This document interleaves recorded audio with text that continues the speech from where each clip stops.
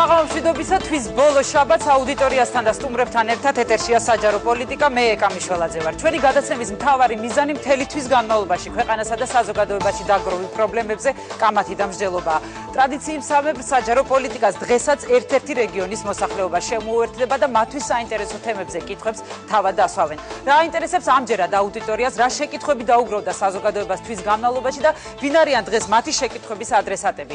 მე წარმოგიდგენ საჯარო პოლიტიკის სტუმრებს. გია ნოდია, პოლიტოლოგი. თენგიზ შერგელაშვილი, რესპუბლიკური პარტიის წევრი. ვახტანგ ბალავაძე, საპარლამენტო უმრავლესობის წევრი. და გია ჯანდიერი, ახალი ეკონომიკური სკოლის ვიცე-პრეზიდენტი. მე მოწვეულ სტუმრებს და მაყურებელს, ასევე აქ დამსწრე საზოგადოებას კიდევ ერთხელ მინდა განვუმარტო და შევახსენო, რომ საჯარო პოლიტიკაში მათთვის საინტერესო თემებზე, მათთვის საინტერესო კითხვებს თავად აი აქ დამსწრე საზოგადოება ადგენს და თავად დაგისვავენ ისინი ამ შეკითხვებს და თქვენ თითოეული მათგანის შეკითხვაზე ყველა თქვენგანს მოუწევს პასუხის გაცემა. ქალბატონებო და ბატონებო, აუდიტორიისათვის ყველაზე საინტერესო თემა დღეს მსოფლიო სავაჭრო ორგანიზაციაში რუსეთის გაწევრიანება და ხელშეკრულების ახალი პროექტი აღმოჩნდა. ამ დოკუმენტში საქართველოსათვის მნიშვნელოვანი ორი თემა და ორი საკითხი დევს: საქართველო-რუსეთის აღიარებულ საზღვრებზე ტვირთების საერთაშორისო მონიტორინგი და მონაცემების ელექტრონული გაცვლა. აუდიტორიას აინტერესებს, რა შემთხვევაში, რაში დაემთხვა ევროკავშირისა და საქართველოს პოზიციები და რატომ არის აი ეს პროექტი საქართველოს მნიშვნელოვანი. ჩვენი გადაცემის პირველ თემაზე, პირველ შეკითხვას დასვავს ქალბატონი ელენე ჯაბუა, ეკონომისტი და მე ვთხოვ ქალბატონ ელენეს, რომ დასვას კითხვა. აქვს თუ არა პრინციპული მნიშვნელობა საქართველოსათვის აი ამ პირობებით რუსეთის მსოფლიო სავაჭრო ორგანიზაციაში გაწევრიანებას და რატომ? დიდი მადლობა ქალბატონო ელენე, ბატონო ვახტანგ, მე მგონია, რომ პირველ რიგში ქალბატონი ელენეს შეკითხვას თქვენ უნდა უპასუხოთ და გთხოვთ.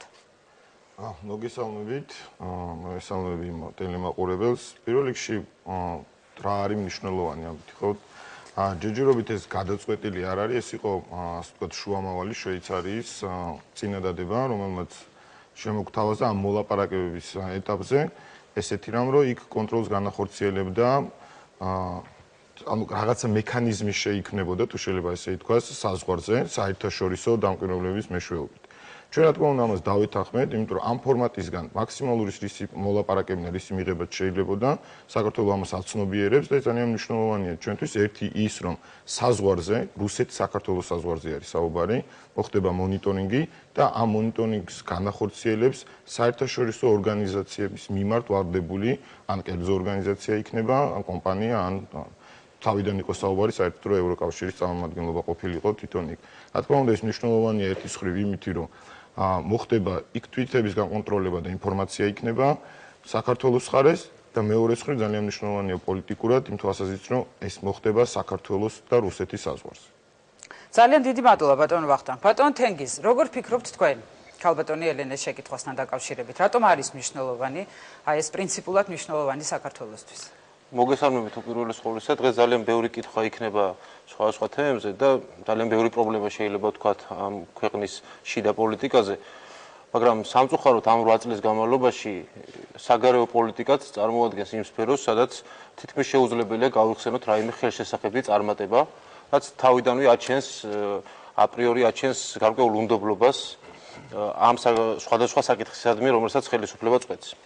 მე მინდა შეგახსენოთ, რომ საქართველოს მხრიდან მოთხოვნა იყო დაყენებული ცოტა უფრო სხვა ტიპის, როდესაც ამ მონიტორინგში მონაწილეობას უშუალოდ ქართული მხარე მიიღებდა. აქ საუბარია გარკვეულ დათმობაზე ქართული მხრიდან. ჩვენ რასაკვირველია ვერ ვიტყვით, რომ მოლაპარაკებების პროცესში არ შეიძლება დათმობა იყოს, მაგრამ ჩვენთვის აბსოლუტურად გაუმჭირვალეა თუ რა ტიპის დათმობაზეა საუბარი. როგორ განხორციელდება ეს მონიტორინგი, რა ვადაში, რით იქნება გარანტირებული, რომ ჩვენ თქვა თანხმობას მივცემთ რუსეთს და შემდგომ არ შეიქმნება პრობლემა. ანუ ძალიან ბევრი კითხვის ნიშანი დგას აქ და სამწუხაროდ ასეთი კითხვის ნიშნები, როდესაც დგება ხოლმე სხვადასხვა საკითხების გადაწყვეტისას, როდესაც საქმე ეხება ნაციონალური მოძრაობის მიერ ცალკეული საშინაო თუ საგარეო პოლიტიკის საკითხების გადაწყვეტას. მე ჩვენ დღეს აღმოვაჩენთ ხოლმე, რომ ზოგიერთ საკითხებში გვაქვს სრული ჩაფლავება. მე არ მინდა რომ ამ საკითხს ასე ვიაროთ. მე მგონი ახლა უკვე შეგიძლიათ ბატონი ვახტანგისგან მოისმინოთ პასუხი. მე მგონია რომ ის გიპასუხებთ, თუ გსურთ შეგიძლიათ უპასუხოთ, შემდეგ მე უკვე შემდეგ სტუმრებზე უნდა გადავიდე. დიდი მადლობა. პირველ რიგში რაც შეეხება თავიდან დაყენებულ, ასე ვთქვათ, რა მოთხოვნა იყო, აქ არის თაკ საუბარი იყო იმაზე, რომ რამდენად ღია იქნება, რამდენად გამჭვირვალე იქნება, რა გარანტია აქვს. მოდი ვთქვათ, ეს არის შვეიცარიის მხარეს, ან მოლაპარაკებელი მხარე, რომელიც არის ჩვენსა და ასე ვთქვათ რუსეთს შორის, მის მიერ წამოყენებული წინადადება, ეს არის ასე ვთქვათ ალტერნატიული წინადადება.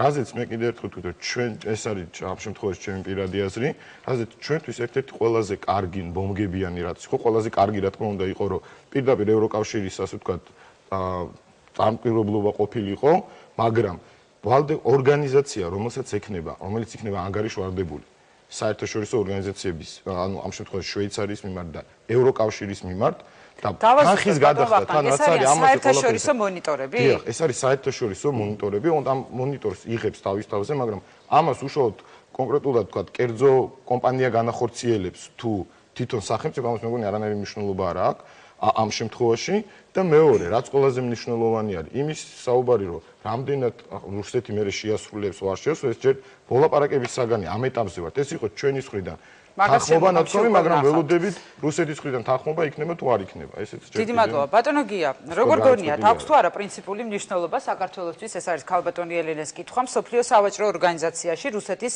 აი ამ პირობით გაწევრიანებას და რატომ აქვს ამას ასეთი პრინციპული მნიშვნელობა? პირველ რიგში ჩვენთვის არ აქვს დიდი მნიშვნელობა რუსეთი გაწევრიანება მსოფლიო სავაჭრო ორგანიზაციაში თუ არა. ჩვენთვის პრინციპული მნიშვნელობა აქვს, რომ ორ რამეს, ერთის მხრივ ჩვენ არ უნდა შევქნათ ისეთი წარმოდგენა, ისეთი ვთქვათ, შთაბეჭდილება, რომ ჩვენ რაღაცნაირად შევეგუეთ იმას, რომ იურისდიქცია აღარ გვაქვს აფხაზეთსა და სამხრეთ ოსეთზე და ჩვენ ყველა შანსი უნდა გამოვიყენოთ იმისთვის, რომ ეს საკითხი დავაყენოთ. ამ თვალსაზრისით, ახლა რა თქმა უნდა, ყოველთვის გვინდა რომ მეტი იყოს, მაგრამ რაღაცნაირი მიღწევა ისიც, რომ რუსეთსა და ვთქვათ, აფხაზეთს შორის საზღვარზე ეს მათი თვალით ასეთ საზღვარია, ხო, რუსეთის თვალსაზრისით, რომ იქ იდგეს რაღაც საერთაშორისო, რაღაც ხორციელდებოდეს რაღაც საერთაშორისო მონიტორინგი. რა თქმა უნდა, უკეთესია რომ ვიდგეთ ჩვენ იქ და ვაკონტროლებდეთ ამ საზღვარს, მაგრამ ეს არ შეგვიძლია.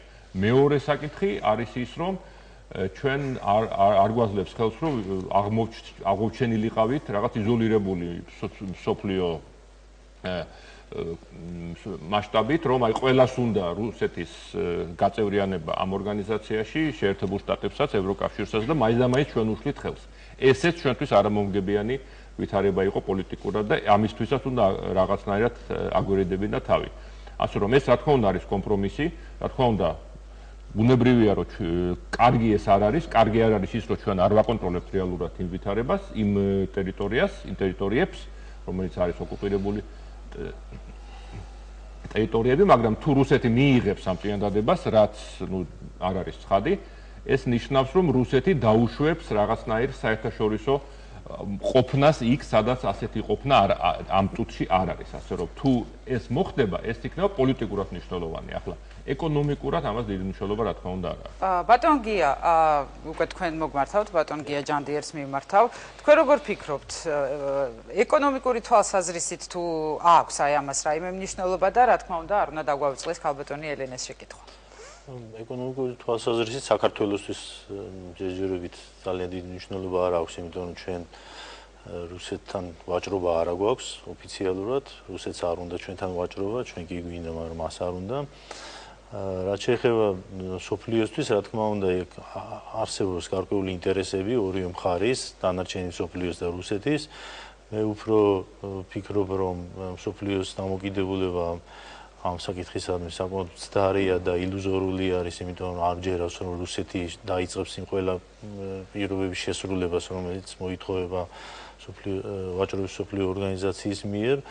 და დანარჩენი ქვეყნების მიერ მე დარწმუნებული ვარ უბრალოდ რომ რუსეთს უნდა ამის გამოყენება იმისათვის რომ თავისი ინტერესები განახორციელოს და მე ეს დანარჩენი ქვეყნები ატაროს სხვადასხვა არბიტრაჟებში და სასამართლოებში როგორც ჩვევია მას და რის მოგებას აპირებს დანარჩენი ქვეყნები ჩვენთვის ცოტა ძნელად წარმოსადგენია ამ შემთხვევაში საქართველოსთან დაკავშირებით ცხადია რომ ჩვენთვის ახლა ჩვენს მხრივ განხორციელებული კომპრომისები თუ ნაბიჯები მიმართული უნდა იყოს იმისკენ რომ ჩვენ რაღაც პირობებს უფრო უკეთეს პირობებს მივახციოთ დანარჩენ მსოფლიოსთან ვაჭრობაში და ეკონომიკურ ურთიერთობებში რისი შანსიც ალბათ არსებობს პირობები რომელიც საქართველოს მთავრობას აქვს დაყენებული არა მხოლოდ ის არის რაც ჩანს არამედ სხვა საკითხებიც არსებობს რომელიც ალბათ ნელ-ნელა გამოირკვევა და მე დარწმუნებული ვარ რომ ერთი რამეში ვარ დარწმუნებული რომ გუნდი რომელიც მონაწილეობდა ამ მოლაპარაკებებში ერთ-ერთი ყველაზე გამოცდილი და საუკეთესო გუნდი არის და მე ძალიან დიდი მადლობა. მე ძალიან რაღაც სიამაყე მაქვს იმაზე რომ ყავს ესეთი ძლიერი მომლაპარაკებელი გუნდი რომელმაც მოახერხა აქამდე მიყვანა. მოდი ქალბატონო ელენეს მოусმინოთ რამდენად დააკმაყოფილა და რამდენად გასაგები იყო თქვენი პასუხები მისთვის ქალბატონო ელენე. გასაგები იყო, მადლობთ. ძალიან დიდი მადლობა და მე ასევე ვიდრე აუდიტორიის მოსაზრებებზე გადავიდოდე მინდა რომ უბრალოდ ჯერ მოდით აუდიტორიის მოსაზრებები გავიგოთ ამ თემასთან დაკავშირებით როგორ ფიქრობენ ისინი რამდენად მნიშვნელოვანია აი ამ პრინციპულ საკითხებზე შეთანხმება საქართველოსათვის რას ფიქრობთ თქვენ ამასთან დაკავშირებით გთხოვთ რომ მიაქტიუროთ და აწიოთ ხელი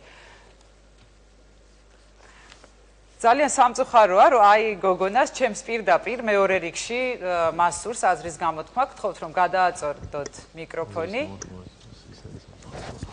მადლობა მოგესალმებით შეიძლება ითქვას რომ რუსეთმა ათეულობით წლის ოცნება შეისრულა ხომ რუსეთი დიდი ხანია ცდილობს მოხვდეს მსოფლიო სავაჭრო ორგანიზაციაში და მიზანს მიაღწია ფაქტობრივად ასია მე არ მგონია რომ ხელშესახები დარჩეს საქართველოს კონკრეტული შედეგები. წარმატებას გულისხმობ, იმიტომ რომ დიდი შანსია, რომ რუსეთმა არ შეასრულოს ის ხელშეკრულებები და შეთანხმებები, რასაც დადებს საქართველოსთან, იმიტომ რომ ცოტა ხნის წინ, რამდენიმე წლის წინ დადებული ეგრეთ წოდებული სარკოზის ხელშეკრულება. გასაგებია თქვენი მოსაზრება, დიდი მადლობა. თუ კიდევ ვინმე სურს აზრის გამოთქმა, ჩემს მარცხნივ თუ შეიძლება რომ მიკროფონი პირველ რიგში გოგონას გადააწოდოთ.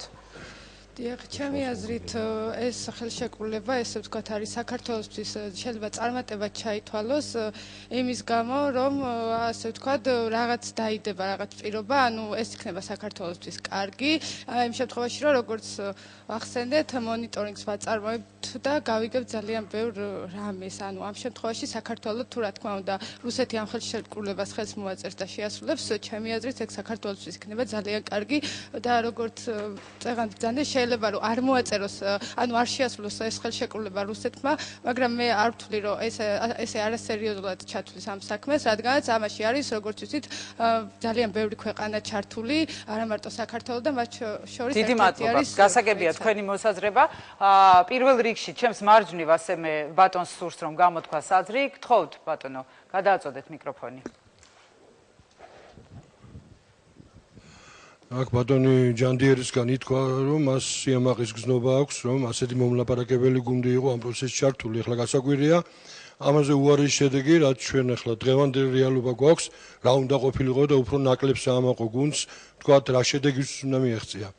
მეორე კიდევ მე არ მესმის კიდევ ერთი პოსტულანტი რომ თურმე ჩვენთვის ამას მნიშვნელობა არ აქვს იმიტომ რომ ჩვენ რუსეთთან სავაჭრო ურთიერთობები არ გვაქვს. ახლა სოფლიო სავაჭრო ორგანიზაცია გახსნილი ასე ვთქვათ დაწესებულება და ბუნებრივია ახლა მე მინდა მე ვერ ვიგებ იმას თუ თქვათ ამ გაწევრების შედეგად ეს სარგებელიც კი არ იქნება რომ რაღაც გარკვეული ბაზარი გაიხსნა საერთოდ რა მიღწევაზე აქვს საუბარი. მადლობა. ძალიან დიდი მადლობა. დიდი მადლობა ყველას. ამ თემასთან დაკავშირებით ძალიან ბევრი შეკითხვა შემოვიდა აუდიტორიიდან და მე მინდა რომ რამდენიმე მათგანი თქვენ მოკლედ გაგაცნოთ. საზოგადოებას აინტერესებს როგორია მოლოდინი, რა არგუმენტებით შეიძლება უარი თქვას რუსეთმა ამ შეთავაზებაზე და რა შედეგს მიიღებს აი ამ შემთხვევაში, უარის შემთხვევაში, რა მნიშვნელობა ექნება რუსეთის თანხმობას ჩვენი ქვეყნისთვის, ანუ საქართველოსთვის და რა პოზიტიური შედეგი მოყვება რუსეთის თანხმობას. მე მინდა რომ ამ შეკითხვებზე ძალიან მოკლედ გასცეს პასუხი, ამჯერად მინდა რომ ექსპერტებისგან დავიწყო და ბატონ გიას ვთხოვ რომ პირველ რიგში აი ამ შეკითხვებს მოკლედ რა შეეხება უარს რუსეთისთვის ვარის საფუძველი შეიძლება იყოს ის რომ რუსეთს თუ უნდა ივაჭროს დამოუკიდებელ საქართველოს აფხაზეთთან ან დამოუკიდებელ სახელმწიფო სამხრეთ ოსეთთან რა შუაშია იქ უცხოელი მონიტორები ასე ვთქვათ ეს უნდა იყოს მხოლოდ ორმხრივი ურთიერთობის საქმე და იქ არავინ მესამე არ უნდა ჩაერიოს რუსეთის მხრიდან შეიძლება ეს იყოს არგუმენტი და ლავროვი ხანდახან ხშირად უბრალოდ იმეორებს ხოლმე რომ ჩვენ საქართველოს გარეშეც შეგვიძლია შევიდეთ ამ ორგანიზაციაში სარგებელი როგორც თქვა იქნება წმინდა პოლიტიკურ-სიმბოლური პრინციპში თუ იქნება თუ რუსეთი დათანხმდა ამას ეს ნიშნავს რომ რაღაც ასე ვთქვათ რაღაც ის მან აღიარა რაღაც საერთაშორისო კონტროლის ლეგიტიმურობა ამ სფეროში შეიძლება მან ეს შეასრულოს ან არ შეასრულოს ეგ სხვა საკითხია მაგრამ ყოველ შემთხვევაში რაღაც დიპლომატიურ დონეზე სალაპარაკო გვექნება თუ რეალურად ვერ ვაკონტროლებს ამაზე მეტის მიღწევა ნამდვილად დიდი მადლობა ბატონო ვახტანგ აქ რამდენიმე მოსაზრებაც გამოითქვა და ასევე მე კითხვებიც ჩამოთვალე თუ შეიძლება კი ბატონო ძალიან მოკლედ შევეცდები უპასუხო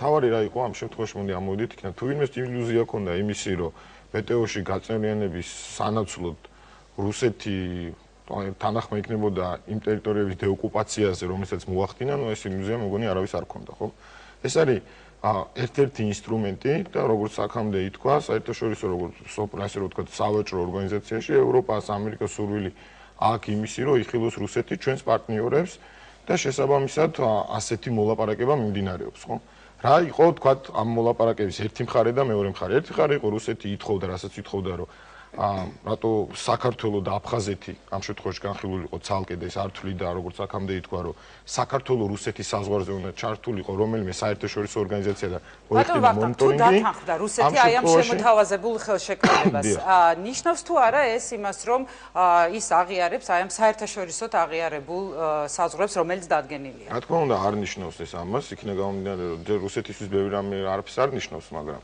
ამას ნამდვილად არ ნიშნავს აქ არის მთავარი რაც არის რომ ჩდება საერთაშორისო მონიტორინგის ინსტრუმენტი რუსეთ-საქართველოს საზღვარზე რაც ამ შემთხვევაში ძალიან მნიშვნელოვანია პოლიტიკური თვალსაზრისითაც და მე ვთვლი რომ არა მარტო პოლიტიკური თვალსაზრისით მადლობა ბატონ თენგიზ მოусმინე რა ბატონ ვახტანგს და ბატონ გიას ერთი რამის იმედი მაინც მაქვს რომ რაღაც დიდი წითელი ხალიჩი არ გაიფინება და ეს მორიგი წარმატება არ გამოცხადდება რადგან აქ არის საუბარი საერთაშორისო ფონზე, საერთაშორისო წინაპირობებზე, რომელსაც განაპირობა საქართველოს მხრიდან გარკვეულად შესუსტება პოზიციების კომპრომისი, შეიძლება ამას უწოდოთ. ეს არის ერთი საკითხი, მეორე, რუსეთის დამოუკიდებლობა როგორ იქნება, მე ვფიქრობ, რომ რუსეთი შეესწება, რომ დეტალებში და ტექნოლოგიურად გააოფერულოს, თუნდაც ის მიღწევა ცირედ თუ რამე არის, მე ვიცი რომ მოლაპარაკების პროცესში თანამგზავრულ მონიტორინგზეც კი იყო რაღაც ეტაპზე საუბარი, მაგრამ საბოლოო ჯამში ეს ნიშნავს მის დამოკიდებულებას ამ საკითხთან, რომ მას აქვს ამოცანა მსოფლიო სავაჭრო ორგანიზაციასთან დაკავშირებით და შესაბამისად ამ ამოცანის მიღწევის შემდგომ ის შეესწება, რომ დეტალებით ჩადოს ისეთი პირობები, რომელიც შემდგომ რაღაცნაირად შეაფერხებს ამ პროცესს და წავა ჩვეულებრივი რუსული გზით. მადლობა, ბატონ გია. ჩემი აზრით, მე ისევ ჩემს დაუბრუნდები და მიმაჩნია, რომ ეს საკმაოდ დიდი წარმატებული ნაბიჯი არის ჩვენთვის, იმიტომ რომ თემ მსოფლიო მიაქცია ყურადღება ჩვენს პატარა ქვეყნისა და დიდი რუსეთის ურთიერთობებს და საქართველოს იყო ის ქვეყანა, ვის აზრსაც ბოლომდე ასე ვთქვათ აქცევდნენ ყურადღებას და დღესაც ამ მდგომარეობაშია მე მგონი, ყველა ელოდება საბოლოო გადაწყვეტილებას და მე არ მგონია რუსეთისთვის ეს ადვილი გადაწყვეტილება არის. მეორე მხრივ უნდა გავითვალისწინოთ ასევე რაზე ვსაუბრობთ. აქ საუბარი არის 100 მილიარდ დოლარის სავაჭრო ბრუნვაზე, რომელიც უნდა რომ მსოფლიომ იქონიოს რუსეთთან და უნდა რომ ხონდეს ეს ურთიერთობა ძალიან ცივილურ ფორმებში და არა უბრალოდ იმ მდგომარეობაში როგორც იყო აქამდე. ძალიან დიდი მადლობა ყველას. ჩვენ შემდეგ თემაზე უნდა გადავიდეთ. აუდიტორიისთვის კიდევ ერთი საინტერესო თემა დღეს ქვეყნის შიდა პოლიტიკაში ახალი სახის გამოჩენას უკავშირდება. საზოგადოებას ბიძინა ივანიშვილის პოლიტიკურ გააქტიურებასთან დაკავშირებით აქვს შეკითხვები და მოდით პირდაპირ მათ მოусმინოთ შეკითხვის ავტორს და ეს არის ქალბატონი თაკო სხულუხია, სტუდენტი. ქალბატონო თაკო, გთხოვთ დასვათ თქვენი შეკითხვა. გამარჯობათ. რატომ გადაწყვიტა ასეთი სოლიდური ფინანსური რესურსების პრობლემა ბიზნესმენმა პოლიტიკაში ჩართვა და რა იცვლება ამით ქართულ პოლიტიკაში? დიდი მადლობა ქალბატონ თაკო. მე ვფიქრობ, რომ ბატონ თენგის უნდა მივცეთ საშუალება პირველ რიგში ამ შეკითხვას პასუხი გასცეს იმის გათვალისწინებით, რომ თქვენი პოლიტიკური ძალა ერთ-ერთი პირველი დასახელდა ივანიშვილის პარტნიორებს შორის და მოდით დავიწყოთ თქვენგან. დიახ, გეთანხმებით. ნამდვილად ბატონ ივანიშვილის მხრიდან რესპუბლიკური პარტია და თავისუფალი დემოკრატები პირველეს პარტნიორებად დასახელდა. სხვა შორის ეს ნიშანდობლივია, ეს არის ორი პოლიტიკური ძალა, რომელიც ძალიან თავმიმდევრულად ამ ბოლო წლების განმავლობაში, როდესაც არსებობდა ერთ მხრივ ხელისუფლებიდან მცდელობა იმისა, რომ ყველაფერი გადაიყვანა ქუჩაში, მეორე მხრივ არსებობდა რაღაც რევოლუციური და გაურკვეველი გზები, თავმიმდევრულად იცავდა საარჩევნო გარემოს და საარჩევნო გზით ხელისუფლების ცვლილების საკითხს. არ დავაწყოს ქალბატონი თაკოს შეკითხვაზე პასუხი. რაც შეეხება კითხვას, რატომ გაუჩნდა ეს სურვილი? დაახლოებით ერთ თვის წინ თქვენ გადაცემა თვეში ერთხელ გადაიცემა რამდენად მე ვიცი და ალბათ ერთ თვის წინ სრულიად სხვა გარემო იყო თუნდაც ამ დარბაზში, რადგან ქვეყანის პერსპექტივა იმ მხრივ რომ ის მოახერხებდა რეალურად დაბრუნებულიყო ჯანსაღ განვითარებას, ამის პერსპექტივა სულ უფრო და უფრო კლებადი იყო და სულ უფრო და უფრო ჩდებოდა ამ ქვეყნის ბელარუსად გარდაქმნის საფრთხე. ამ შემთხვევაში რა პერსპექტივა გაჩნდა? ამ შემთხვევაში გაჩნდა იმის პერსპექტივა, რომ პროცესი დაბრუნდეს ჯანსაღ რელსებზე, რომელიც ნიშნავს იმას, რომ როგორ ეს არის საშუალება და შესაძლებლობა, თავად ივანიშვილი არის ფაქტორი, რომელმაც მოახდინა პროვოცირება იმისა, რათა შეიქმნას რეალური საპირწონე ხელისუფლებისა და მიუხედავად იმ ძალისხმევისა, რომელიც ძალიან ხშირად ატარებს ავტორიტარიზმის უკვე აუწერელ ხასიათს, განსაკუთრებით კონკრეტულ ადამიანებთან ურთიერთობაში, განსაკუთრებით კანონთან დამოკიდებულებაში, ყოველივე ამას ჰქონდეს შესაბამისი საპირწონე და შესაბამისი პოლიტიკური ალტერნატივა. თქვენი პოლიტიკური გუნდი ამ ყველაფერს ივანიშვილის დახმარების გარეშე ვერ მოახერხებდა? პოლიტიკური პროცესი იცით როგორც მიმდინარეობდა, ჩვენ იცით რომ ერთ-ერთი ფაქტორი, რომელიც არსებობს პოლიტიკაში, ეს არის სხვადასხვა ტიპის რესურსები, ერთის მხრივ, ფინანსებს გულისხმობთ. ერთის მხრივ, მეორეს მხრივ საზოგადოებრივი განწყობა, რომელიც იქნა პრინციპში ძალიან დიდი ხნის განმავლობაში, ძალიან გეგმაზომიერად ხელისუფლების მხრიდან იმდენად ამას შეიძლება დავარქვათ, რომ იყო მაქსიმალურად ორიენტირებული ამ საზოგადოებრივი განწყობის მაქსიმალურად ჩაკვлисკენ. ანუ აპათია. ანუ შეგრძნება იმისა, რომ ამ ქვეყანაში ცვლილება შეუძლებელია, რომ ამ ქვეყანაში არის ერთადერთი ძლევამოსილი ძალა. სხვადასხვა აი რა არის მადლობთ ბატონ თენგის. მოდით ბატონ ვახტანგს მივცეთ ეხლა საშუალება, ჩვენ დაუბრუნდებით, თქვენთან მე დაუბრუნდები აუცილებლად ბატონ ვახტანგ, თქვენ გისმენთ. რატომ გაუჩნდა, რატომ გადაწყვიტა აი ასეთი სოლიდური ფინანსური რესურსების მფლობელმა ბიზნესმენმა პოლიტიკაში ჩართვა, როგორ გონიათ თქვენ და რა იცვლება ამით? იცვლება თუ არა საერთოდ რამე? ჩემი ვარაუდი შემიძლია თქვა, რატო გადაწყვიტა, ეს ჩვენი პოლიტიკური პარტნიორი ამ შემთხვევაში არ გახლავდა, ვერ გეტყვით, უფრო ჩვენ ოპონენტს ეცოდინება, რატო გადაწყვიტა, მაგრამ ჩვენი ოპონენტმა იმდენჯერ ახსენა. ჩვენ თქვენი აზრი ბატონო, მაგაზე ვისაუბრობ, ზუსტად ჩვენი ოპონენტმა იმდენჯერ ახსენა ეს ხელისუფლება ვერ მიხდი ჩვენზე საუბრობდა თუ ბიზნესზე. კითხვა იყო, მე მგონი ესეთი, რომ რატო გადაწყვიტეთ თქვენმა, აი, ასე ვთქვათ, პოლიტიკურმა პარტნიორმა ამჟამინდელმა პოლიტიკაში ჩართვა. ამას ვერ გეტყვით ნამდვილად, რატო გადაწყვიტა, მაგრამ ერთი არის ჩემი ვარაუდი, რაც შეიძლება იყოს, რომ ძალიან დიდი მნიშვნელობა აქვს და ბევრჯერ იყო ამაზე, ბევრჯერ ახსენდეს, რომ ფაქტორი რესურსი ასე შემდეგ. ეს რესურსი ამ ადამიანს ნაშოვნი აქვს იმ ქვეყანაში, სადაც ყველამ ვიცით, ეს არის რუსეთი და არ მგონია, რომ ეს იგი აპირებდეს ამ რესურსის კარგი მიზნებისთვის გამოყენებას და ყველამ კარგად იცის, ხა მეგონი ამაზე არავინ არ დაობს, რომ რუსეთში როდესაც ამ ხელფულს შოულობ ხელისუფლებასთან, ხელისუფლების იქაური ხელისუფლების გარეშე ამ ფულის შოვნა წარმოუდგენელია. რაზე გაქვთ თქვენ ეჭვი, რომ რისთვის გამოიყენებს აი ამ რესურსს? რუსეთის მიზნები რაც არის, მეგონი ყველამ კარგად ვიცით, ეს არა მარტო ვიცით და ამას თეორიაც არ ჭირდება, 2008 წელს ყველამ ნახეთ, რომ არაფერი როდესაც არ გამოვიდა, ძალიან ბევრი პროექტი იყო რუსეთის პროექტი რაც ეწოდება. რაც ეწოდება დაამთავრებდა, კი ბატონო. არც არ მალავ ხიადგემონებით ჩემას. პირველი რაც იყო ჩვენ ნახეთ ძალიან ბევრი პროექტი რუსეთის მიერ აქ განხორციელებული, რომელსაც აპირებდა რომ განახორციელა და ვერ განახორციელა და შემდგომში ჩვენ ვიხილეთ 2008 წელს პირდაპირ აგრესია, ინტერვენცია, როდესაც მოახდინა რუსეთმა საქართველოს.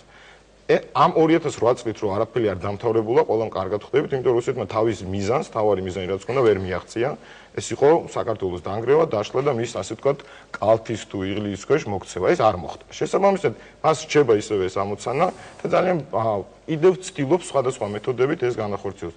მე ამიტომ ამბობ, ეს არის ჩემი ვარაუდი, ჩემი მოსაზრება, რომ წარმოუდგენელია, როდესაც ამ ხელა ასე ვთქვათ, რესურსი თუ ამდენი წლების განმავლობაში ადამიანი ფულს მოღვაწეობს და შოულობს ერთ კონკრეტულ ქვეყანაში, რუსეთში ფულს და ყველამ კარგად ვიცით როგორი შოება, ამის შემდგომ უკვე ეს ადამიანი როდესაც წყვიტავს რომ პოლიტიკაში ერთვება, არ ამგონია, ეს ჩემი პირადი აზრია, რომ ეს აიყოს ასე ვთქვათ რუსეთის ხელისუფლების გარეშე. მეორე რაც კიდე დამახასიათებელი და მნიშვნელოვანია, ვინ აქებს ამ ადამიანს. თუ ნახავთ, ვთქვათ, როგორიც არის ებრალიძე და ასე შემდეგ, ის ადამიანები, ვინც რუსეთში არიან, რუსეთში მოღვაწე ქართველები, თუ ესე შეიძლება ითქვას, საქართველოს წინააღმდეგ, ხო? ეს ძალიან ნიშანდობლივი არის და მეორე, რაც თავარია ამ შემთხვევაში, ეს ადამიანი ახორციელებდა გარკვეულ პროექტებს საქართველოში და ჯობდა რომ იმ საქმეს, რასაც აკეთებდა, ეს გაიგრძელებინა. გასაგებია თქვენი მოსაზრება, ბატონ გიაგთხოვთ. ნუ რაც შეეხება, თქვათ, რატომ გადაწყვიტა ბატონმა ვიძინამ, ალბათ მას უნდა ვკითხოთ და რამდენადაც ვიცი, რაც პრესკონფერენცია იქნება და იმედია რომ ეს შეკითხვები დაისმევა იქ.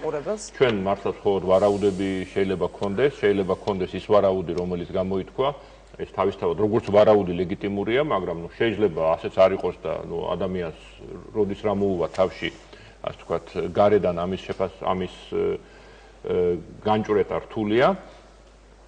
თავარია მეორე შეკითხვის მეორე ნაწილი, რას მოიტანს ეს?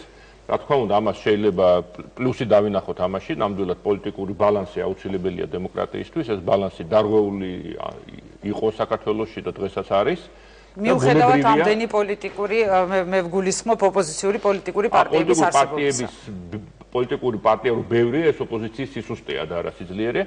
და ნუ გასაგებია გარკვეული იმედები რო გაჩნდა რომ აი ასეთი რესურსის პატრონი და გარკვეული და პოზიტიური იმიჯის პატრონი რო შემოვიდა პოლიტიკაში ეს რაღაც ამ ბალანსს ნუ უფრო გააუმჯობესებს ეს ბუნებრივია და ამაში რაღაც პლუსი შეიძლება დავინახოთ მაგრამ ჩემი აზრით არის სერიოზული მინუსი და სერიოზული პრობლემა ის რომ აი ამას იმ ვარაუდები რო გვერდზე გადავდოთ ახლა ამის უკან რადგას რომ ამ ასე ვთქვათ ახალი პრეტენზიის უკან არაფერი დგას ფულის გარდა ჯერჯერობით. არანაირი ასე ვთქვათ ახალი იდეები ამ ადამიანს არ გამოუთქვამს, არანაირი ასე ვთქვათ კომპეტენცია არ გამოუჩენია პოლიტიკური ჯერჯერობით უფრო პირიქით ძალიან ასე ვთქვათ გამოუცდელი პოლიტიკაში გამოუცდელი ადამიანის შთაბეჭდილებას ტოვებს და ამ დროს უბრალოდ იმიტომ რომ მას აქვს ბევრი ფული აქვს პრეტენზია რომ გახდეს საქართველოს პრემიერ-მინისტრი რაღაც აბსოლუტური უმრავლესობით. ასე რომ ეს თავისთავად არაჯანსაღი ვითარებაა, იმიტომ რომ ახალ პოლიტიკურ ძალას რაღაც ფულის გარდა სხვა რაღაც უნდა მოსაზრებაც ძალიან საინტერესო იქნება. კი ბატონო, დიდი მადლობა. მე სამი რაღაცა მინდა თქვა. პირველი რაც არის რა აზრი გამიჩნდა ამ ამბის გამოცხადების შემდეგ პირველივე წუთებში ის ვიფიქრე, რომ ეს მოასწავებს არეულობას, რომელიც შეიძლება შეიქმნას მომავალზეც და ჩემო მეგობრებმა რაღაც გამოთვლაც დაიწყეს, ისთვის შეიძლება იყოს საჭირო ეს არეულობა. მე ეკონომისტი ვარ, პოლიტიკოსი არ ვარ, არც ერთ პოლიტიკურ პარტიას არ ვეკუთვნი, არც მაინტერესებს პოლიტიკა მაგ დონეზე, მაგრამ ეკონომიკისთვის რომ არეულობა კარგი არ იქნება, ამაში დარწმუნებული ვარ. მე მგონია რომ ძალიან ცუდი შედეგები შეიძლება მოიმკოთ თუ ჩვენ რა არეულობას გულისხმობთ? არეულობა შეიძლება შექმნას იმან, რომ ძალიან დიდი ფული აღმოჩნდეს პოლიტიკაში საქართველოში, რაც ჩემი აზრით არ იქნება სასარგებლო პოლიტიკური განვითარებისთვის საქართველოში. მეორე საკითხი, რაც მე ამასთან დაკავშირებით ისე ასოციაციაც შეიძლება გამიჩნდეს, ეს არის სიტყვა ოლიგარქი. ოლიგარქი ნიშნავს, რომ კაცს აქვს ბევრი ფული და პოლიტიკაში მიდის. ხშირად შეიძლება გაიგონოთ ოლიგარქების შესახებ საუბარი საქართველოშიც და რუსეთშიც. ხშირად ეშლება თქონდე ეს, მაგრამ ოლიგარქი ზუსტად ამას ნიშნავს, რომ კაცს აქვს დიდი ფული და მაინდა-მაინც უნდა რომ პოლიტიკაში წავიდეს და ამ დიდი ფულის გამოყენებით მიაღწიოს რაღაც თავის ბიზნესს. რომელიც მიმაჩნია რომ ტიპიური კლასიკური ნიმუში არის იმისი და რასაც ჩვენ ახლა უყურებთ, შეიძლება ვცდები ამაში, მაგრამ ჯერჯერობით რაც ჩანს ეს არის. და ამისი რატომ უნდა გვეშინოდეს, ალბათ ყველა ხვდება რომ ამ შემთხვევაში პოლიტიკა იქნება არა იმიტომ რომ ეს სწორია, არამედ იმიტომ რომ იმას, ვისაც ეს ბევრი ფული აქვს, ასე მოსწონს. და მესამე საკითხი ეს არის, როგორც ბატონო გიამ თქვა, მეც ვეთანხმები ამას ჩემ ნაწილში, რომ მისი ეკონომიკური პოლიტიკის არანაირი მოსაზრება ჩემთვის ცნობილი არ არის, რომ იყოს ცნობილი უფრო უკეთესი იქნებოდა. ის რაც მე მომისმენია ამ პიროვნების შესახებ, რაც აქვს გაკეთებული საქართველოში, ერთის მხრივ ძალიან ლამაზია ეს ყველაფერი, ემოციურია, მაგრამ მეორეს მხრივ არტოვებს დაბეჭდილებას, რომ ეს არის განვითარებაში ჩადებული ფული. ამიტომ მე მგონია, რომ ძალიან ბევრი შეცდომა შეიძლება მოხდეს მომავალში, თუ ასეთი ადამიანი ხელისუფლებაში. პირველ რიგში ქალბატონი თაკოს მოსაზრება გავიგოთ, რამდენად გასაგები იყო მისთვის თქვენი პასუხები, ქალბატონი თაკო. მეტნაკლებად გასაგები იყო. ძალიან დიდი მადლობა და მე ასევე მინდა ვიდრე ისევ თქვენთან გადმოვიდოდე ჩვენი გადაცემის მთავარ და ძირითად სტუმრებთან, მე მინდა რომ აუდიტორიასაც მივცეს საშუალება გამოთქვან აზრი. ქალბატონი ჩემს მარჯვნივ თუ შეიძლება მწვანე პინჭაკში გთხოვთ. საინტერესო იქნებოდა უფრო საინტერესო რომ დამსმულიყო ეს კითხვა. ქალბატონ თაკოს ასეთი შეკითხვა ჰქონდა, ამიტომ. ხო, ასეთი შეკითხვა, მაგრამ უფრო საინტერესო ამ თემაზე, უფრო საინტერესო შეკითხვა შეიძლება. თქვენი მოსაზრება შეგიძლიათ დააფიქსიროთ. დიახ, დავაფიქსირებ ჩემ მოსაზრებას ნამდვილად.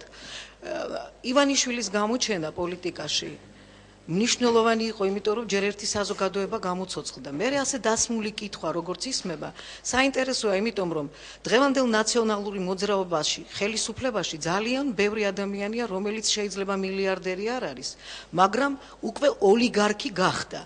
უკვე ოლიგარქები არიან. მე არ მინდა ახლა დავკონკრეტებ და კონკრეტული პიროვნებები დავასახელო, მაგრამ ჩემი მოსაზრება ის არის, რომ რატომ უკვირს, რატომ არის შეშფოთებული ნაციონალური მოძრაობა ივანიშვილის პოლიტიკაში მოსვლის. დიდი მადლობა. ბიჯსურს აგერ ჩემს პირდაპირ რომ გამოთქვას აზრი, გთხოვთ. ჩემთვის როგორც ნეიტრალური, ასე ვთქვათ, მხარისთვის მიუღებელი არის და არალოგიკური არგუმენტი იმაზე, რომ ივანიშვილმა რუსეთში შოვა ფული და ბენდუკიძემ ბრუკლინში დაიწყო თავისი ბიზნესი რა. ბატონ ვახტანგ, საკმაოდ მრავალფეროვანი მოსაზრებები მოისმინეთ, მე მგონი თქვენ ახლა და გაგვთ საშუალება, რომ აი ამ ყველაფერზე გასცეთ პასუხი. იგივე ვეცდები, რომ თუ არ გამოჩნდა, ნამდვილად რომ შეიძლება და გვარად გავცე ამ კითხვებზე პასუხი, გვინიშნავდა. პირველი რა შეგვეთყო შეშფოთების ეს ვერ გავიგე ნამდვილად. ამას ვერ გეტყვით. მეორე რაც შეეხება გუნდს, ჯერ გუნდი არ ვიცით ვინ არის, მათი გუნდი მოვა, გამარჯვება და ასე შემდეგ. რაც ყველაზე მნიშვნელოვანი არის, აქ საუბრისოს ჩანდა თვითონ მისი პარტნიორების მხრიდანაც, რომ ამითი კარგი რესურსი გამოჩნდა. თავარი არის ერთი რამ, რომ პოლიტიკური პარტიებისგან განსხვავებით, ქართული საზოგადოება ფულზე არ იყიდება. ანუ პოლიტიკაში არ არის მთავარი ელემენტი ამ შემთხვევაში ფული და განსაკუთრებით რუსულ ფულზე. აქ იყო საუბარი იმაზე, რომ რუსული ფულზე, ანუ რუსული ფულით ეს არ არის არგუმენტი, ეს იყო ჩემი მოსაზრება, რა მისი мотиваცია რა შეიძლება და ყოფილიყო. რუსულ ნაშრულ ფულზე არ არის მარტო აქ საუბარი. როდესაც ადამიანი წვიტა, როდის ფული გაქვს ნაშოვი რუსეთში და გადაწყვიტა რომ მოხვიდე პოლიტიკაში, ეს არის ამიტომ ვამბობ მე ეს ვარაუდი, მაგიტომ აქვს საშუალება თორე შეიძლება რუსეთში კონდეს ნაშოვი ფული და ახმარდეს რაღაც სხვა კეთილ საქმეს, ეს ხარ ვიცი, მისი საქმე არის, რასაც ახმარდა არ ვიცი, ვერ გეტყვით ნამდვილად.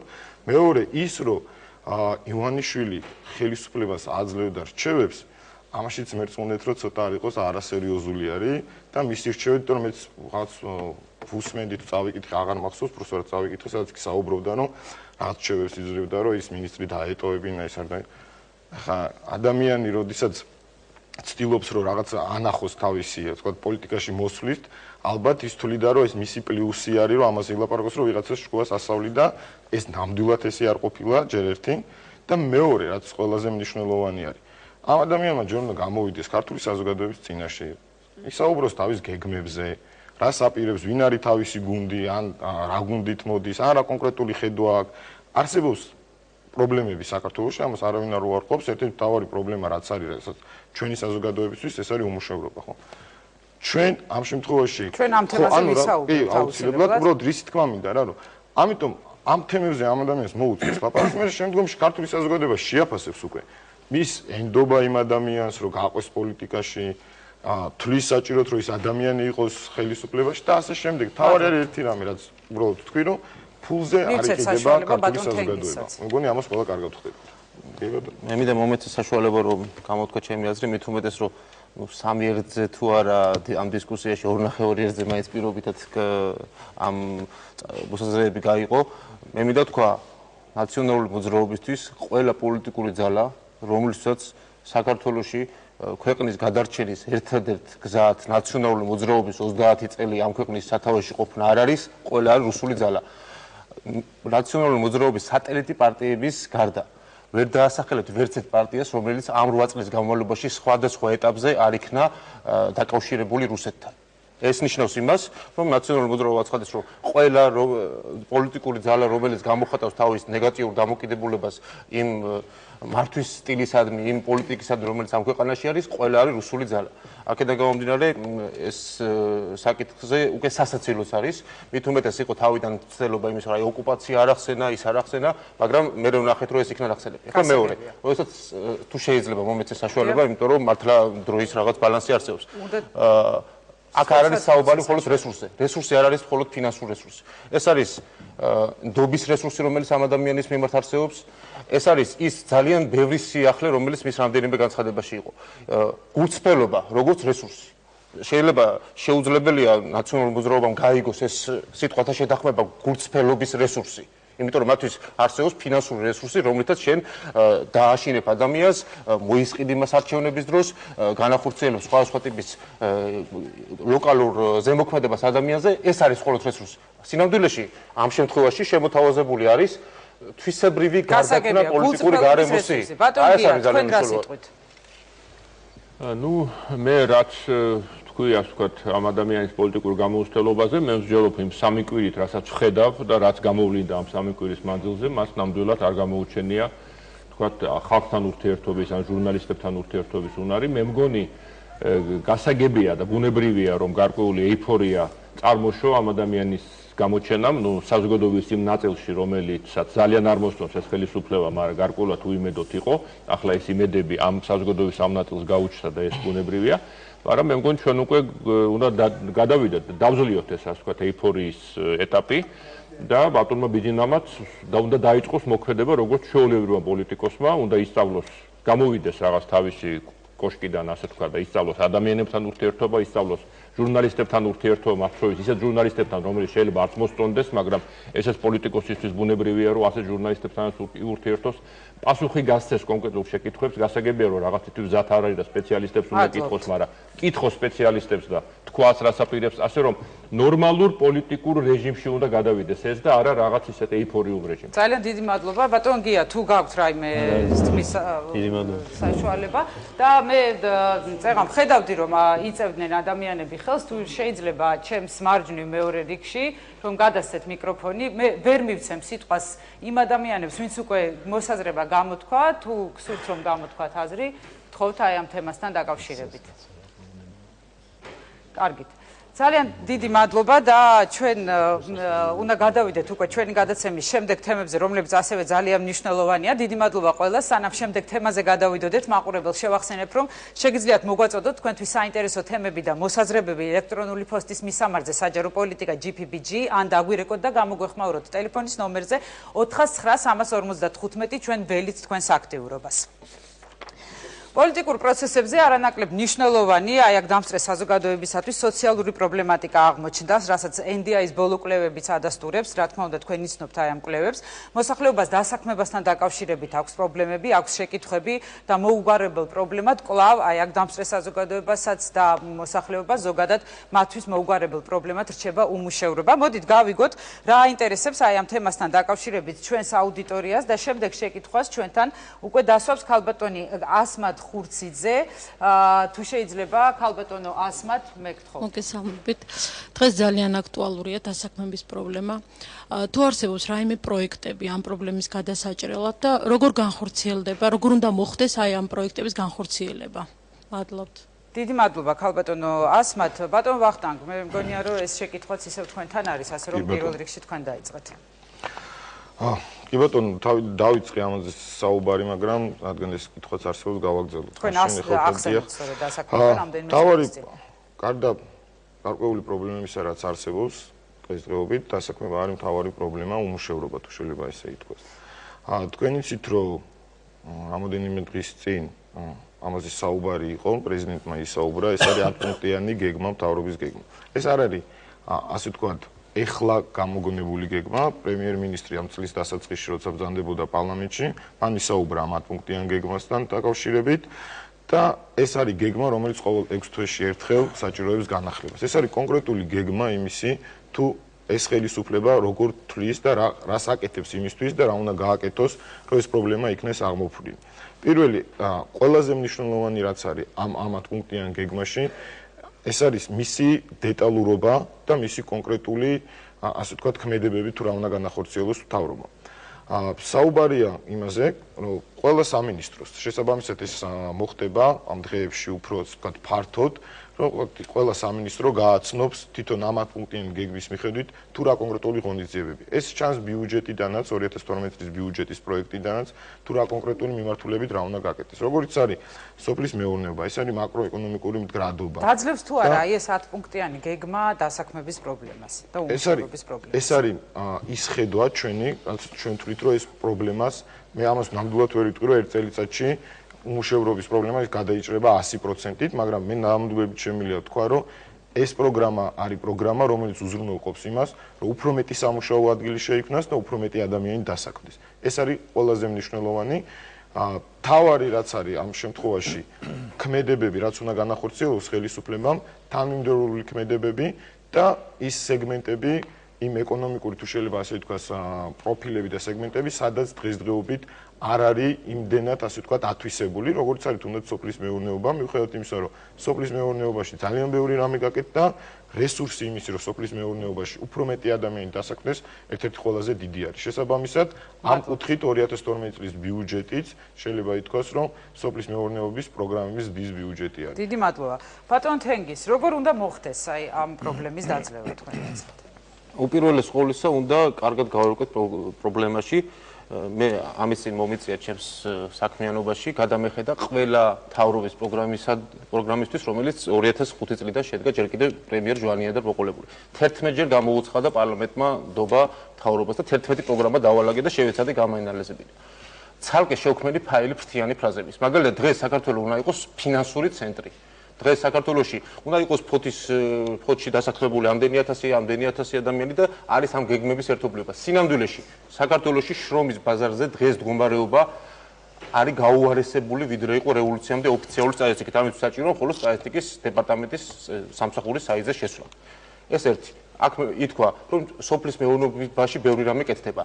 15 ძირითადი დარგიდან სოფლის მეურნეობა არის ერთ-ერთი, რომელშიც არის 20-25%-იანი შემცირება 2003 წელთან შედარებით. როგორც სოფლის მეურნეობაში კეთდება ბევრი რამე, ასევე კეთდება, როგორც ჩანს დასაქმებაში, ასევე კეთდება უმუშევრობაში. ძალიან კარგი მაგალითია პრეზიდენტის მიერ წამოყენებული ინიციატივა ასაკობრივ დაბეგვრასთან დაკავშირებით, რომ გარკვეული ასაკის ადამიანები. თქვენ რომ შეხვიდეთ სტატისტიკის, ჩაიხედოთ სტატისტიკაში, ნახავთ, რომ ყველაზე მცირე უმუშევრობა არის 65 წელს ზემოთ და 50-დან 65 წლამდე. რატომ? იმიტომ რომ თვითდასაქმებულთა 1 მილიონი არმიაში ამ სოფელში ძირითადად ცხოვრობენ შედარებით უფრო ასაკიანი ადამიანები. ეს ნიშნავს, რომ პრეზიდენტმა ამით აღიარა, რომ თუნდაც ის 16% უმუშევრობა რო არის, ისიც კი გაცილებით დიდია, იმიტომ რომ სინამდვილეში ყველაზე დაბალი უმუშევრობის პროცენტი ოფიციალურ სტატისტიკაში იმ ასაკშია. ესე იგი, აბსოლუტურად ერთმანეთთან დაუკავშირებელი რაღაცეებს ვისმენთ 8 წელიწადის განმავლობაში, რაც შეეხება ეკონომიკას, კითხვის ფორმულირება იყო ასეთი, რა უნდა გაკეთდეს? უნდა გაკეთდეს ის, რომ ამ ქვეყანაში ხელისუფლების ამოცანა ეკონომიკასთან მიმართებაში ის კი არ უნდა იყოს, რომ როგორ გახდეს უფრო იაფი ადამიანების ყიდვა, როგორ არ უნდა ჩამოყალიბდეს საშუალო ფენა, არამედ ამოცანა უნდა იყოს ეკონომიკის განვითარება. მადლობთ. სუმცირე ხელის არ შეშლა ამისთვის. ბატონ გია, როგორ ფიქრობთ, როგორ შეიძლება დაიძლეს უმუშევრობის პრობლემა ქვეყანაში და რა პროექტები უნდა განხორციელდეს ამისათვის? ალბათ ამ შეკითხვაზე საპასუხოდ მე ყველაზე ნაკლებ კომპეტენტური ვარ ამ საზოგადოებაში. რა თქმა უნდა, ერთი რამე შემიძლია ვთქვა, რომ პირდაპირ გაგებით სახელმწიფო ადამიანებს ვერ დაასაქმებს, ასე ვთქვათ. ადამიანები უნდა დაასაქმოს ეკონომიკამ. და სახელმწიფომ უნდა შეუწყოს ხელი საშუალება მისცეს ეკონომიკის განვითარებას. ახლა ამ უფრო კონკრეტულად ამაზე ლაპარაკი მე მიწევს ალბათ უკეთესია ბატონმა გია მილაპარაკა. ამ შეკითხვაზე ბატონ გია. მე ამ შემთხვევაში გამოვალ უფრო კრიტიკულად მთავრობის მიმართ, იმიტომ რომ მე მიმაჩნია სრულიად სხვა გადაწყვეტილებებია საჭირო იმის მისაღები იმისათვის რომ ჩვენი ეკონომიკა კიდევ უფრო სწრაფად განვითარდეს ვიდრე დღეს ვითარდება. იმისათვის რომ შეიქმნას სამუშაო ადგილები. რა თქმა უნდა, ეს ნიშნავს იმას, რომ რაც შეიძლება მეტი ფული დაუტოვოთ ბიზნესს, იმან განკარგოს ეს ფული და იმან შექმნას სამუშაო ადგილები და შევეშვათ ჩვენ დიდი ბიუჯეტის პოლიტიკას, დიდი ხარჯების პოლიტიკას. ამ გზაზე ერთ-ერთი ნაბიჯი შეიძლება ის იყოს, რომ უარი თქვათ გადასახადების გაზრდაზე და წავიდეთ პირიქით ქვემოთ, გადასახადები შევამციროთ. მეორე შეიძლება ის იყოს მაგალითად, რომ უარი თქვათ საერთაშორისო დახმარებებზე, რომელიც მაინდა-მაინც დიდ სიკეთეს აწარმოადგენს ხშირ შემთხვევაში. და ძალიან მნიშვნელოვანია რომ ჩვენ ეს კურსი რომელიც აღებული გვაქვს ბოლო 7 წლის განმავლობაში დავიჭიროთ, არ გადაუხიოთ ამ კურსიდან, მიუხედავად იმისა რომ არის ცდელობა ყველა მხრიდან, საერთაშორისო საზოგადოებისა და საქართველოს შიგნიდანაც ოპოზიციური პოლიტიკური პარტიები ხშირად მოუწოდებენ სოციალურ ხარჯებს. ჩვენ ალბათ უნდა გავიგოთ ის ვითარებაც, რაშიც ვიმყოფებით ჩვენ. აქ მე თენგოს დავეთანხმები ერთ რამეში, რომ რა თქმა უნდა დღესდღეობით არაფერი ძალიან დიდი საოცრებები არ ხდება ჩვენს ქვეყანაში, მაგრამ უნდა გავითვალისწინოთ ბევრი რამე, რაც ჩვენს გარშემო ხდება. ერთი ეს არის რომ ჩვენი ტერიტორიის 20% ოკუპირებულია. მეორე ის რომ სოფლიო კრიზისი მიმდინარეობს. მესამე ის რომ ჩვენი მეზობლობა აწარმოადგენს ყველაზე საუკეთესო მეზობლობას ეკონომიკური თვალსაზრისით. მეოთხე ის რომ ჩვენ მეზობლებად ყავს ყველაზე საშიში ქვეყნები მთელ სოფლიოში. ასე შემდეგ. ამ შემთხვევაში ჩვენ არ უნდა გვიკვირდეს რომ ჩვენი ეკონომიკა არ ვითარდება იმ ტემპებით, რაც ჩვენ დაგვაკმაყოფილებდა ყველას. მე მაგალითად ბატონ თენგის მოუწოდებდი, რომ ასეთი დაპირებები არც თვითონ მაგათმა პარტიამ არ გასცეს, იმიტომ რომ ამის შესრულება პრაქტიკულად შეუძლებელი უახლოეს ხანებში, იმიტომ რომ ელემენტარულად კრიზისია გლობალური და ამ გლობალური კრიზისის დროს არა მარტო ჩვენი საქმეა, სულაც რომ გადახედოთ პრაქტიკულად 3-4 ქვეყნის გარდა, სინგაპური, ტაივანი, ჩინეთის გარდა არც ერთი ქვეყანა არ დგას. დიდი მადლობა. მე მინდა რომ ქალბატონმა ასმათმა გვითხრას რამდენად დააკმაყოფილა მოსმენილმა პასუხი. ძალიან დიდი მადლობა და თუ შეიძლება რომ ვიაქტიუროთ და ამ თემასთან დაკავშირებით გამოვთქვათ მოსაზრება, მამაკაცი აგერ ჩემს მარჯვნივ პირველ რიგში.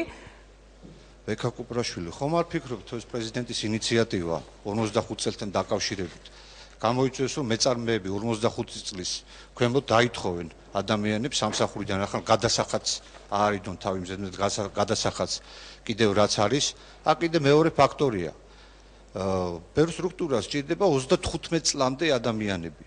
კიდე 35-დან 45 წლამდე ადამიანმა, მაგალითად მე თუ ვარ 35 წლის, 10 წელი უნდა ველოდო სამსახურს.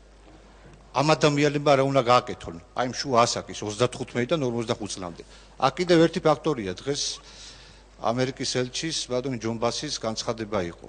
ნუ რა თქმა უნდა დიპლომატიურ ენაზე, მან პირდაპირ თქვა, რომ საქართველოს რომის კოდექსი არის ცუდი და შესაძლებელი. ჩვენ ამ თემაზე უკვე ვისაუბრეთ ჩვენს წინა გადაცემაში. ძალიან საინტერესოა ხელისუფლება აპირებს თუ არა. დაკავშირებით ბატონო ჩემო და ძალიან საინტერესოა ხელისუფლების წარმომადგენლები აპირებენ თუ არა ერთი კი პასუხოთ ძალიან მოკლედ, იმიტომ რომ ჩვენ რეგიონი გველოდება. გასაგებია, მაგრამ კითხვა ხოლმე დავამთავრე. კი ბატონო. მადლობთ. თუ შეიძლება ბატონ ვახტანგ, თუ გსურთ რომ უპასუხოთ, რა ეშველებათ იმ ადამიანებს, ვინც 35-დან 45 წლამდეა. მე მგონი დასაქმების პრობლემაზე იყო. 10 პუნქტიანი კი ბატონო, შევეცდები გიპასუხოთ, რამდენი დაგაყოფილეთ ჩემი პასუხი არ ვიცი ვერ გეტყვით, მაგრამ თავარია რომ ვეცდები რომ გიპასუხოთ, უბრალოდ ძალიან პატარა კომენტარი მინდა გავაკეთოთ ჩვენი ოპონენტმა რაც გამოხატა თავისი მოსაზრება. პირველი რაც არის ძალიან რთულია მოსმენა იმისი, როდესაც იმ პოლიტიკური პარტიიდან, რომელიც რამოდენიმე წლებია უკვე მოღვაწეობს ქართულ პოლიტიკაში და მათთვის თურმე თავარი რაც შეიძინეს ბატონი ბიძინასაგან, ეს არის ნდობა და ეს არის გულწრფელობა. ამდენი წლის განმავლობაში თუ თქვენ ეს არ გქონდათ, ძალიან სუდად ყოფილა თქვენი საქმე და თავარი რაც არის 10 პუნქტიან გეგმას რაც შეეხება და დასაქმებას რაც შეეხება. დაუბრალოდ აღნიშნე ის რაც ჩემი უბრალოდ აღნიშნე. არასწორი ინტერპრეტაცია აბსოლუტურია. ხო, ავი ეგრეთ ბრძანეთ თქვენ. რაც შეეხება 10 პუნქტიან გეგმას და იმ ჩვენ და შეგვიძლია ქართულმა დავამთავროთ თუ შეიძლება. მადლობა. რაც შეეხება პრეზიდენტის მიერ გამოთქმულ, ასე ვთქვათ, პროექტს შეთავაზებას, თავრობას რაც შეთავაზეს, ეს იყო 45 წლიდან 60 წლამდე ადამიანებისთვის დამატებითი, ასე ვთქვათ, სტიმულის და დახმარების შექმნა. ანუ ხელისუფლების მხრიდან გარკვეული, ასე ვთქვათ, სტიმულის მიცემა ბიზნესისთვის, რომ ამ ასაკის, ამ ასაკობრივი ჯგუფის ადამიანებისთვის უფრო ვთქვათ, ხელმისაწვდომი იყოს დასაქმება. რა თქმა უნდა, ეს არ გულისხმობს იმას, რომ სხვა ადამიანები, სხვა ასაკობრივი ჯგუფები უნდა გამოიყაროს, ან მეაპირებს გამოყრას, ან რაქნას იმ ადამიანმა. ჩვენ საუბრობთ ამას, რომ 35 წლის ადამიანს, 30 წლის ადამიანს თუნდაც შეუძლია და ესე არის, ხო, ყველა ქვეყანა შეუძლია დასაქმდეს და თუ არ იგი რაღაცა კვალიფიკაციის მქონე ადამიანი, სხვადასხვა არ არის აუცილებელი, რომ სხვაზე უმაღლესი განათლების ან თავის სპეციფიური, ასე ვთქვათ, რაღაც დარგის წოდნით ან რაღაც ეს ადამიანები ასე თუ ისე ავკარგად ახერხებენ დასაქმებას. ანუ კრიზისი იყო 45-დან 60 წლამდე, გავიგე.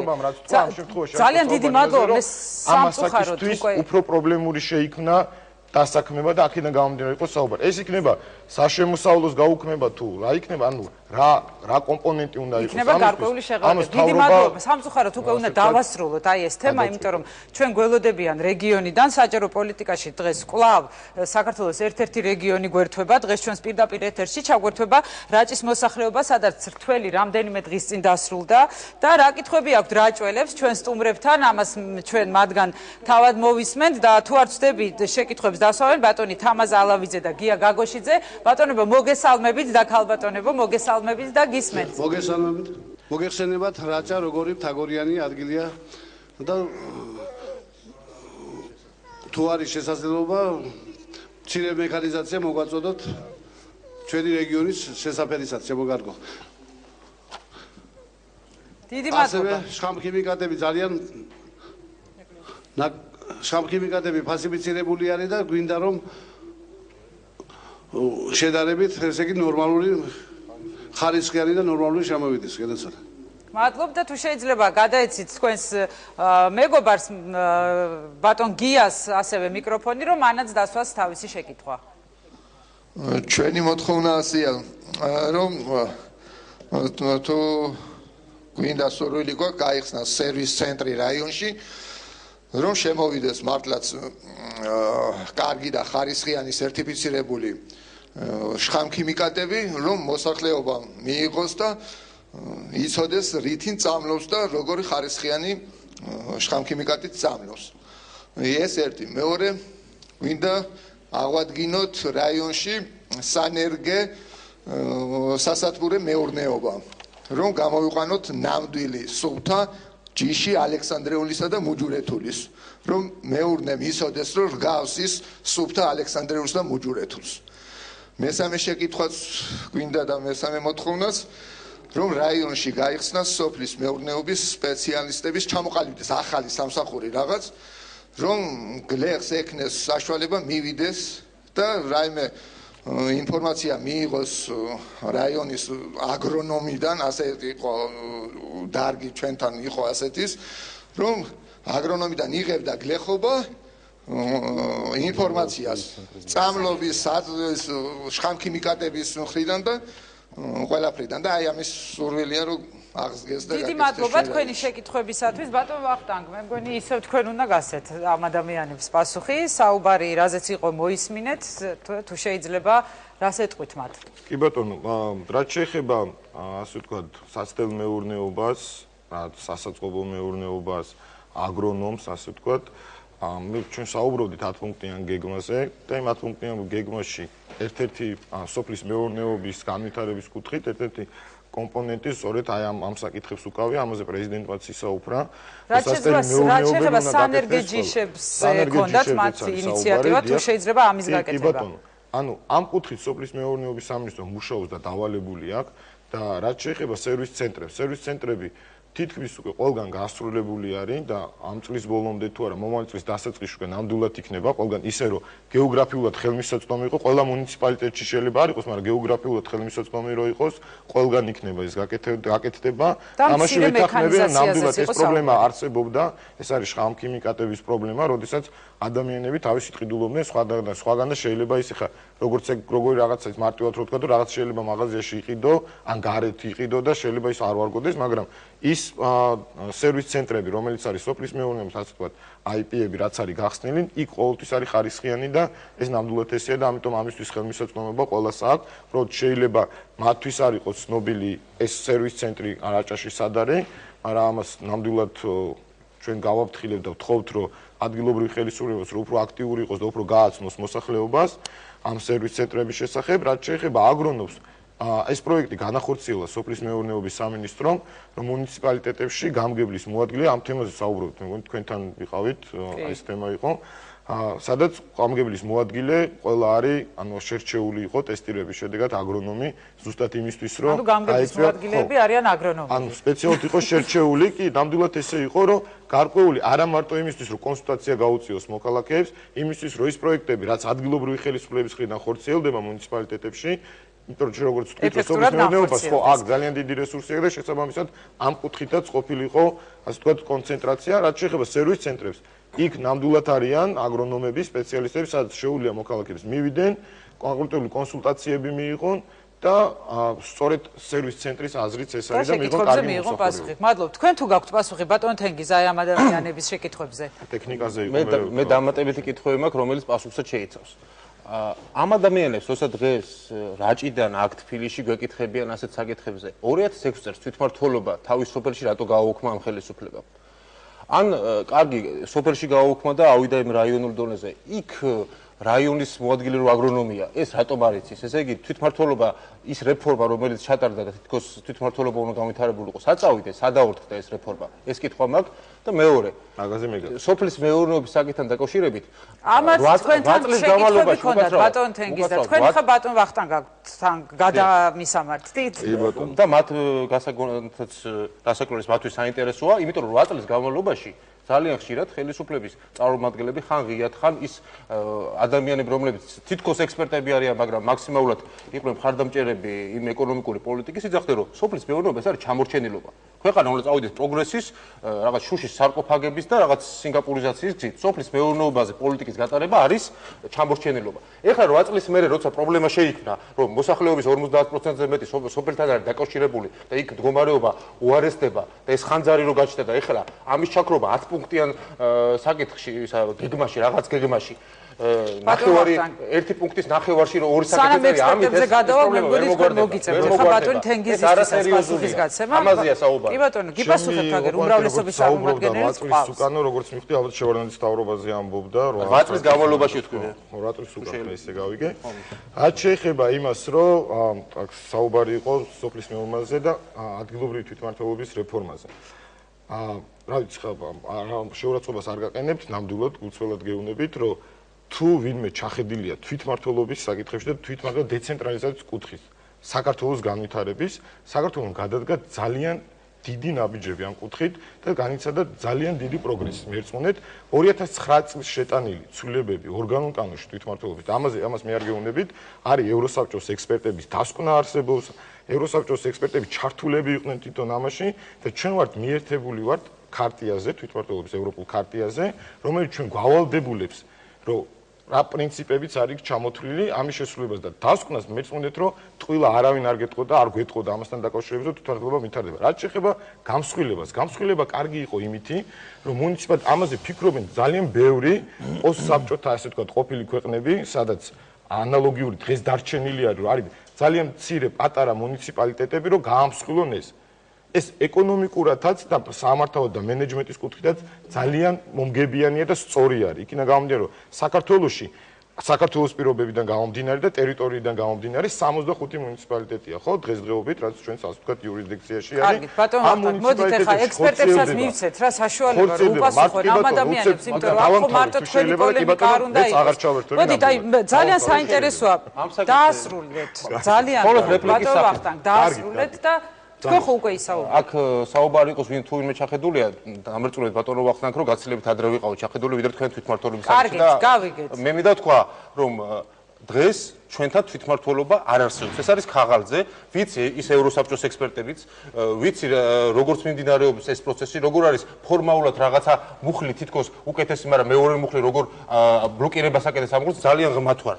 საბედნიერო სამწუხაროდ ძალიან რომად ვარჩახეთ ევროკავშირიც, ევროპაც, ამერიკაც და მარტო თქვენ ამბობთ ბატონ გია ჯადიერს მიმართავ მე. აი ადამიანებმა რამდენიმე საკითხი წამოაყენეს, რომლის გადაჭრაც მათ სურთ და აინტერესებთ. ერთი მე ჩავინიშნე ეხებოდა შხამქიმიკატების შეძენისას აი ამ ხარისხს. როგორ შეიძლება მის ხარისხს ეხებოდა? როგორ შეიძლება მათთვის აი ამ პრობლემებს მოგვარება ეს რამდენად რეგულირებადი შეიძლება იყოს?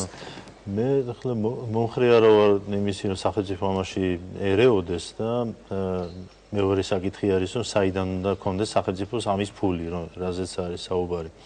ალბათ მნიშვნელოვანია რომ სოფლის მეურნეობა აღვიქვათ როგორც ბიზნესი და ამ შემთხვევაში აქ ინვესტიციაც წავა, ამ შემთხვევაში ტრაქტორიც იქნება, შხამქიმიკატებიც იქნება და ის სერვის ცენტრებიც, რომელიც ნელ-ნელა ჩნდება საქართველოში. მე პირადად ვიცნობ რამდენიმე ადამიანს, რომელსაც სერვის ცენტრები აქვს გახსნილი სხვადასხვა კუთხეში საქართველოში და მე როგორც ვიცი, საკმაოდ წარმატებული ორგანიზაციებია ესენი. ყოველ შემთხვევაში ვისაც არ ჯერა შეუძლია მიბრძანდეს და თვითონ დარწმუნდება რამდენად საინტერესო საქმიანობით არის დაკავებული ეს სერვის ცენტრები. ეს ალბათ ნელ-ნელა ყველაფერი მოხდება, ჩვენ უბრალოდ გვეჩქარება ეს ყველაფერი, მაგრამ მეორე მხრივ უნდა ისევ და ისევ დაუბრუნდეთ იმას, რომ პირველი ამ სოფლის მეურნეობის ამ აგრარული სექტორის პოლიტიზირება არაფერს არ მოგვიტანს. ეს ყველასთვის გასაგები უნდა იყოს და მეორე, ჩვენ ამ გზაზე წარმატებას მივახცევთ იმ შემთხვევაში, თუ ამას ბიზნესად ვაქცევთ და თუ ბიზნესი იქნება სოფლის მეურნეობაში, აგრარულ სექტორში, მაშინ ჩვენ ვიქნებით წარმატებული. სხვა ყველა გზა, რომელსაც საუბარი მიდის ბოლო ხანებში, ბოლო 1 წელი, 2 წელიწადია, არის საუბარი იმაზე, რომ სოფელში იყვნენ გლეხები და არა ფერმერები, მათ შორის დიდი განსხვავება ფერმერი არის ბიზნესმენი და გლეხი არის ადამიანი, რომელიც თავის ოჯახისთვის მუშაობს. ჩვენ და წავიდეთ აქედან იქ. ძნელია იქ წასვლა იმ პირობებში, როდესაც ამდენი მოსახლეობა ცხოვრობს სოფლად. მიწები დანაწევრებულია.